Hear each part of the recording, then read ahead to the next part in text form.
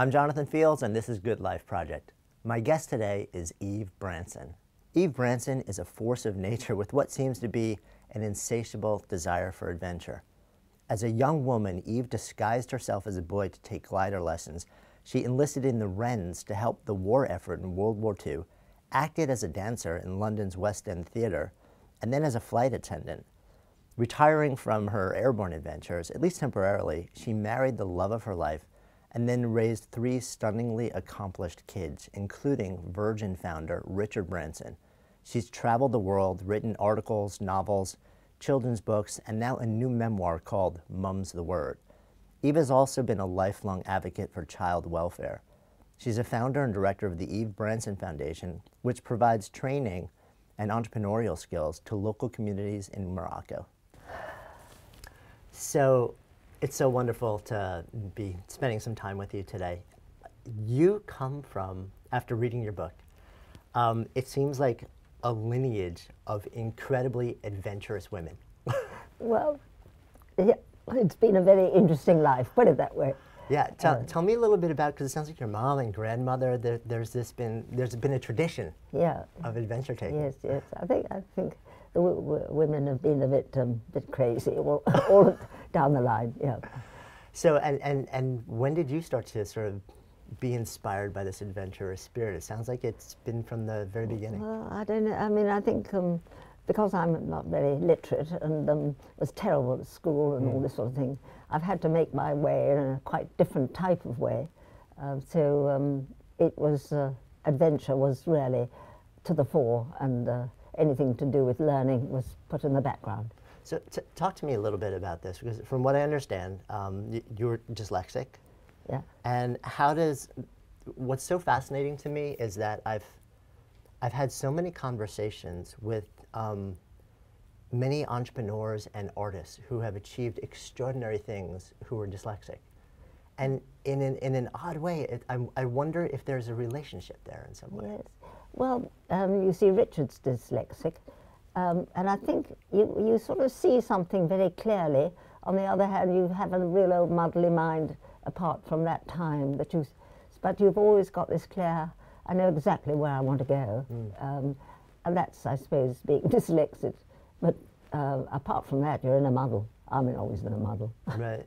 So, and I guess to a certain extent, you have to find other ways to get there that may be not traditional. No. So maybe it takes you down a different path. That's right. Yeah, yeah, completely. Yeah. So your different path took you to dance. Tell me about this. Yeah. Well, because I was so hopeless at school and everything, the one thing I adored was dancing, and I managed to get up to the advanced grade in my ballet. It was classical ballet, and everything was fine, but they found my big toe was too big for my next toe, and so I couldn't get up on my point shoes probably.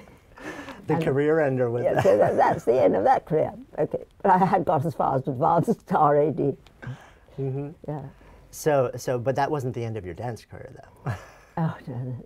Well, then I had quite a few stage performances after that.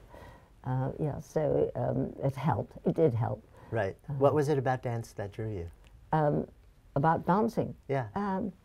Well, I liked the stage. As some found out, I quite enjoyed being on the stage in London. So I had quite a few of the top shows in London, and that was interesting. So this little dyslexic woman, she was in His Majesty's Theatre and the Prince of Wales Theatre, and so that was. My family were in Devon, so they didn't know what I was doing. So they're miles away. So I got away with goodness knows what. Aha. So you're enjoying life as a dancer, and there was at one point, it's in your book you write about this. You found yourself living on top of a serial killer? Yes. That was a bit. You got to tell me, like, I need more information about this. God, that was a little bit dramatic. I mean, luckily, with my family tucked away in Devon, I had one of my girlfriends, a dancing girlfriend, and we took a lovely little mews flat in London. And we were absolutely chuffed. We thought we had hit the top until the police knocked on our door and said, excuse me, do you know who's in the mews flat below you? So we said, no, he's a sort of funny man, but he's all right. He comes up every so often and talks to us. And the police said, well, you know who he is? And we said, no idea. He said, well, he's a serial killer, and we're just about to... He kills the women in the bath. He puts in acid bath. I mean, that's one way of killing women, wasn't it? So I mean, we weren't put in the bath, luckily, so we got away with that one.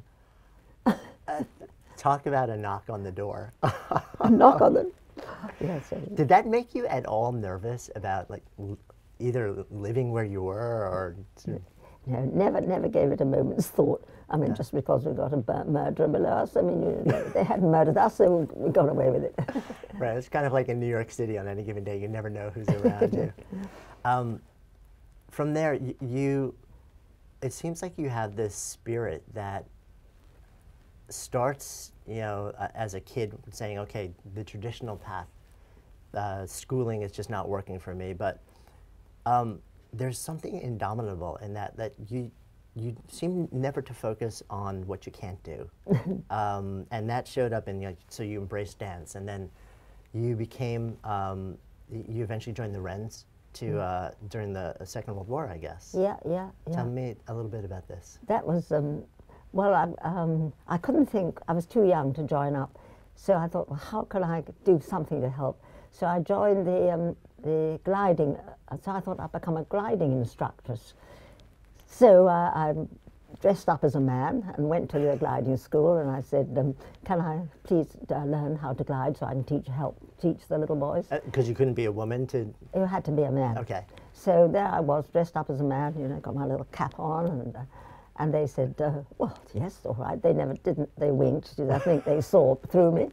And so I learned how to glide. And that was fine. And I taught the little boys, and it was all right. It was my turn to go high, because we had only one person in the glider.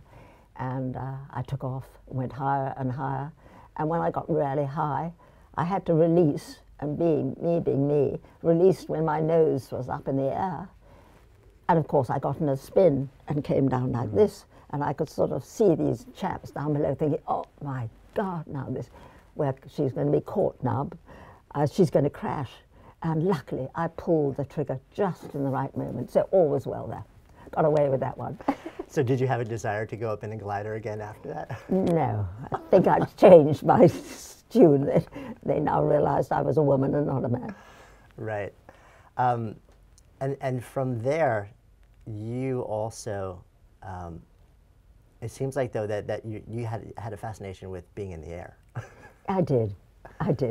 The only next thing is, I thought, because the war was, you know, I was a Wren during the war, and life was quite interesting, but time to do something else. So the war's over, and I decided to become an air hostess, and then I could see the world a bit.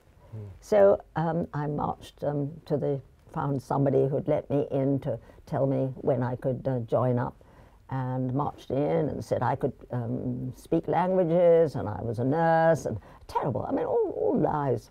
But they took me on. And so I found myself then as an air hostess. Okay, so we're detecting common themes here. Fraudulently talking your way into certain experiences in life. Yeah.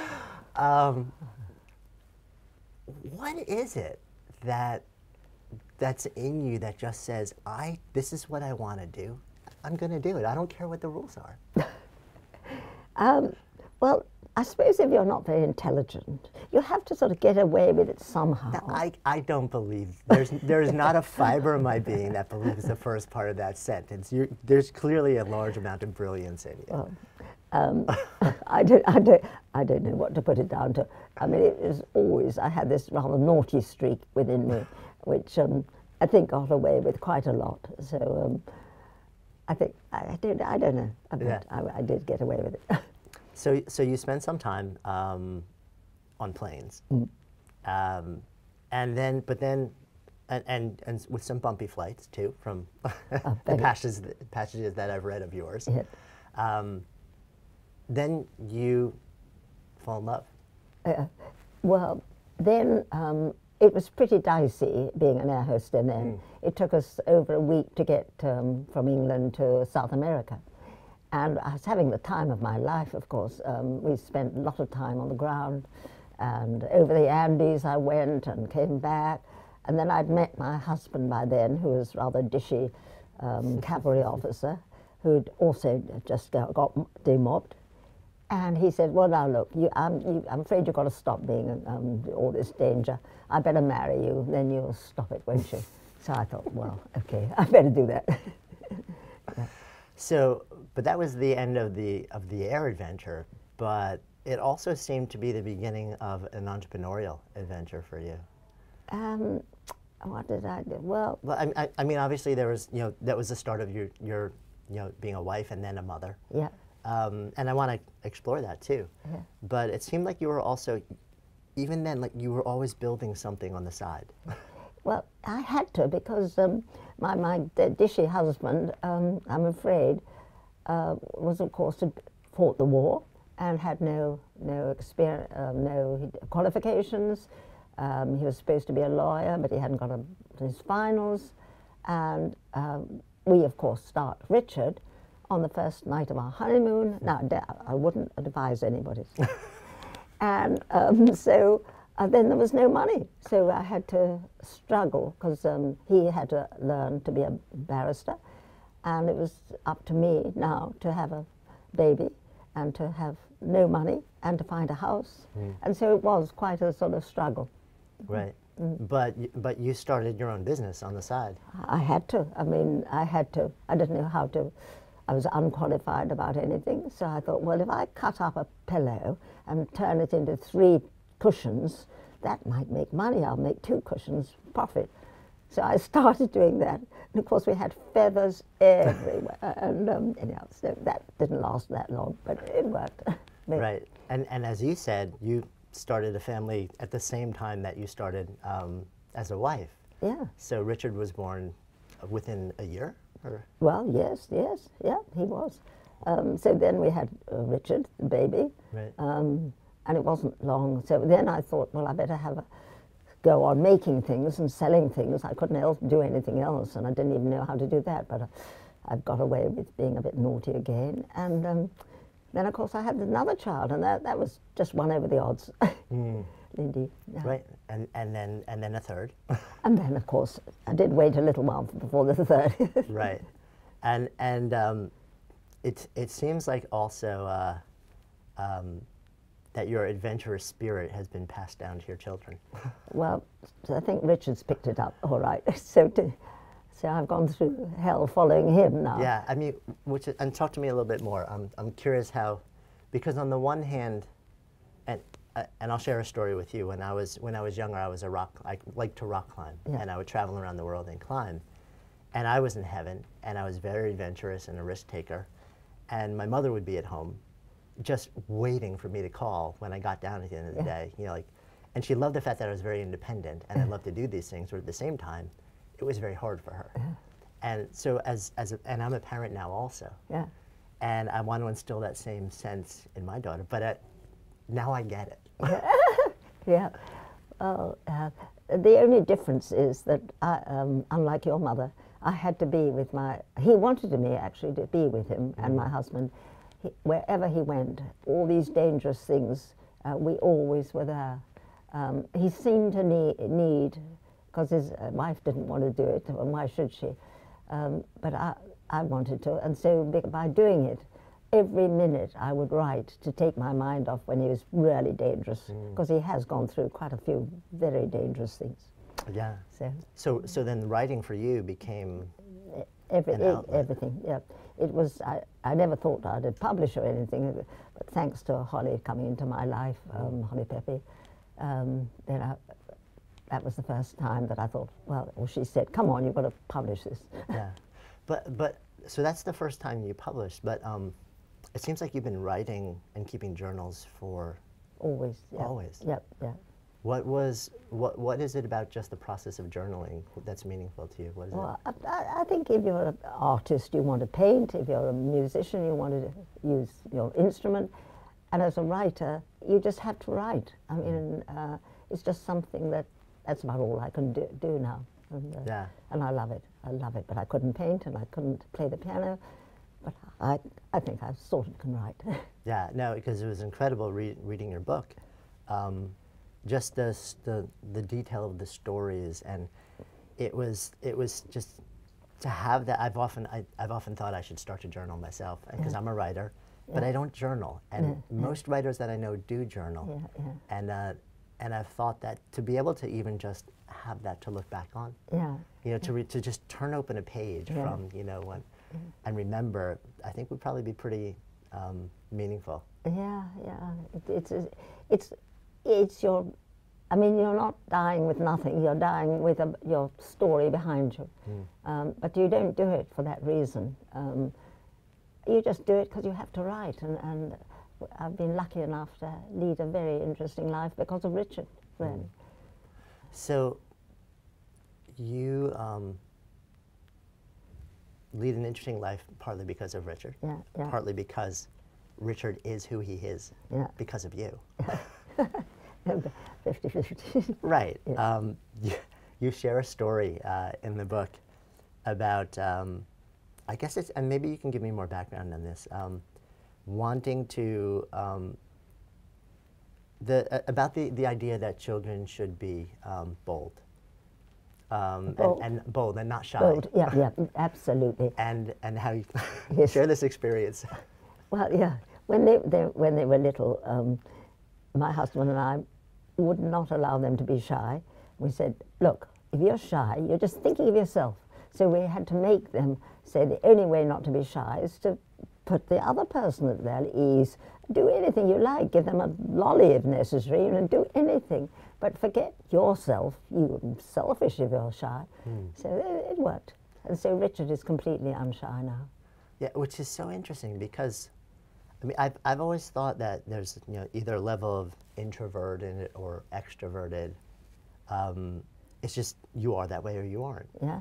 But your experience with Richard, at least, was that he was, I guess, almost painfully shy when he was very young. Oh, yeah. But now he's almost the opposite. Yes, he's not showing off. Some people think that. Because we were taught him that he's so good, really. He puts everybody else at their ease, and he's got, so he's good at that way. So he doesn't get ticked off from me anymore. But you're his mom, to a certain extent. It's like the parent's job. Yeah. You at some point also develop an interest in child welfare. Yeah. Tell me how this comes about. Well, I think why does it come about?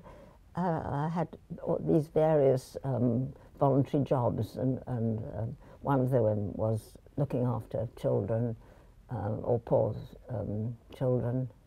But how does it come about that I'm working in Morocco, do you think? No, just your interest. I mean, where does this desire to sort of help and serve children in need? Has that been a common thread, or was there an experience that moved you to become more involved in it? I don't know how.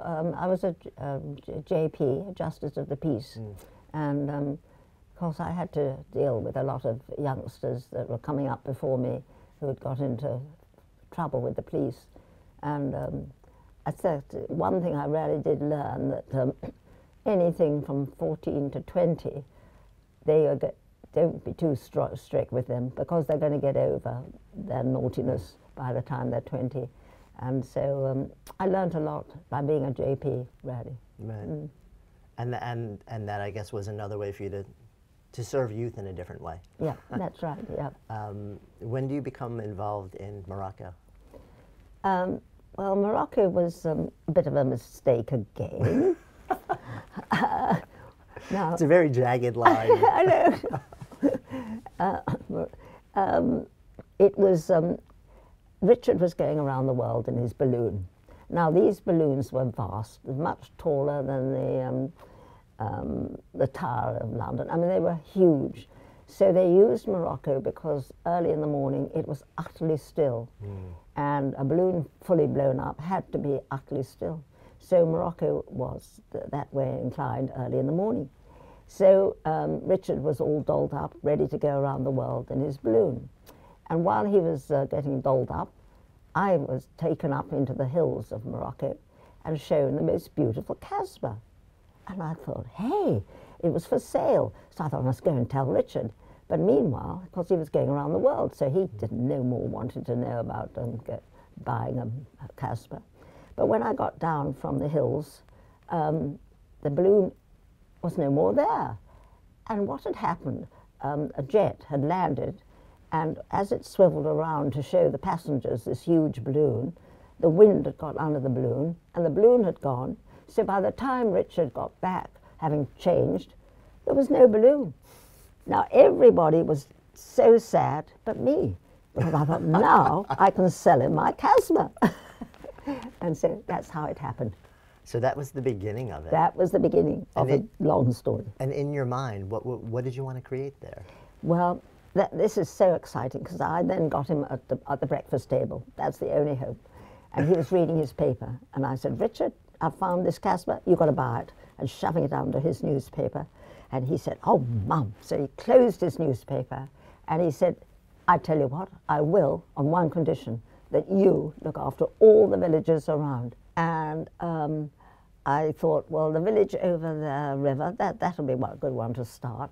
So I said to Brahim, who was one of the managers of this hotel, Brahim, I'm going over to that village. I think they may need some help. Oh, he said, you don't want to go there. They throw stones at you. Right. Off I go next day over the river. Because for you, that's the invitation. Of course, that's it. Oh, boy, you go throw stones. And I took a girlfriend, and we struggled up to this little village, and it was so poor that they had nothing. And I met Grandad going up, and Grandad introduced me to Granny at the top, and she gave me a mint tea. They're so hospitable. That's all they've got is mint tea, but mint tea we had. And I said, do you think the girls would like to learn to make things? And I think she said yes. I had an interpreter. And so I said, right, I'm on. So I thought, from then on, I'm going to help that village. And no stones were thrown at me.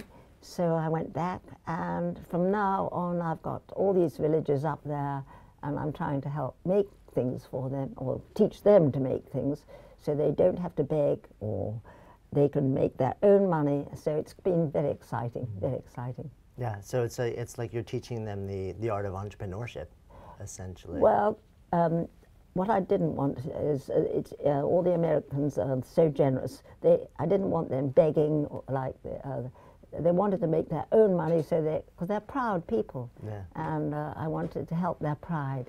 And so now they're all making wonderful things, and we're selling them for them.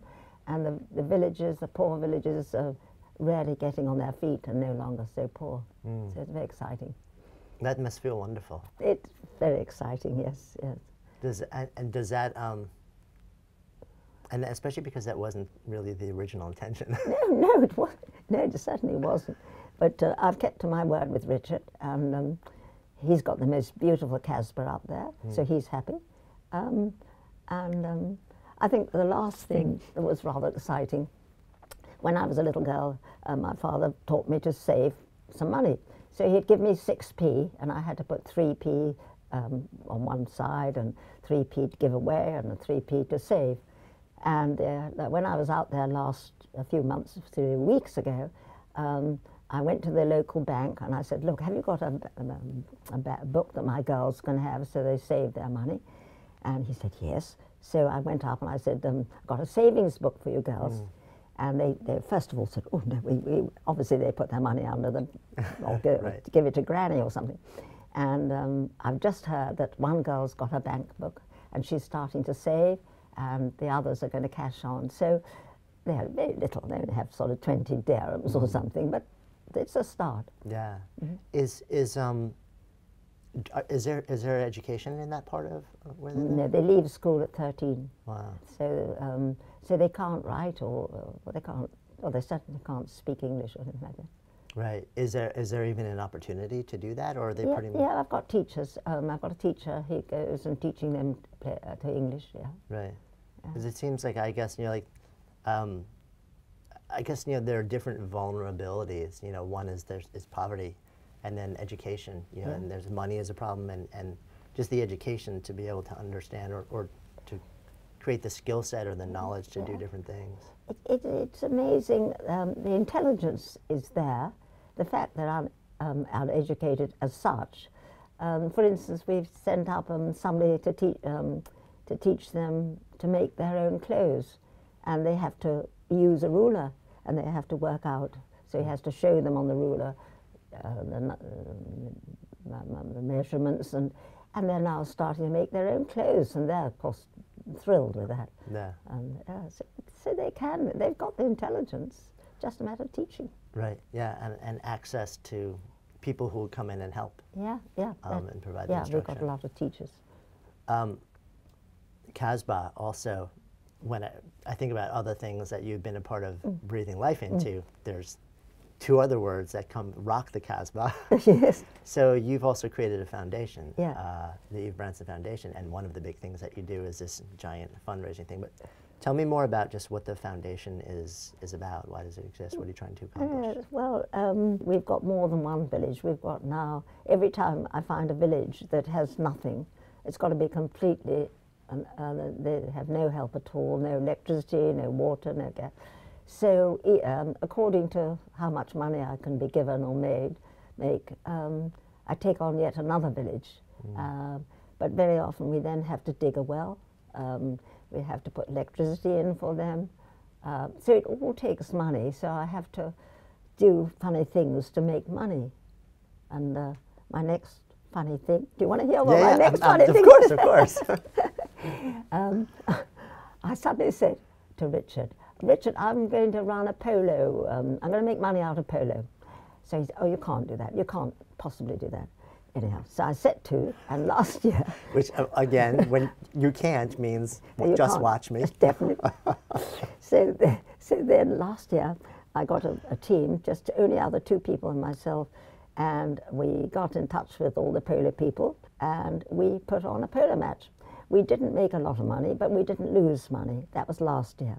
And this year, we are doing it much bigger at Easter. So the goal of the foundation now is to just serve more and more villages at this point. Well, yes, but even each village costs quite a lot of money to run, because you've got to get the teachers, you've got to get transport there, because there's no transport out there at all. And there's a lot of expense. I used to get quite a bit of money from Los Angeles, and they used to put on a wonderful man, Tim Suris. He used to put on a huge ball for me once a year, and that kept me going. But he had to go back to train for something, and suddenly there was no more money coming in.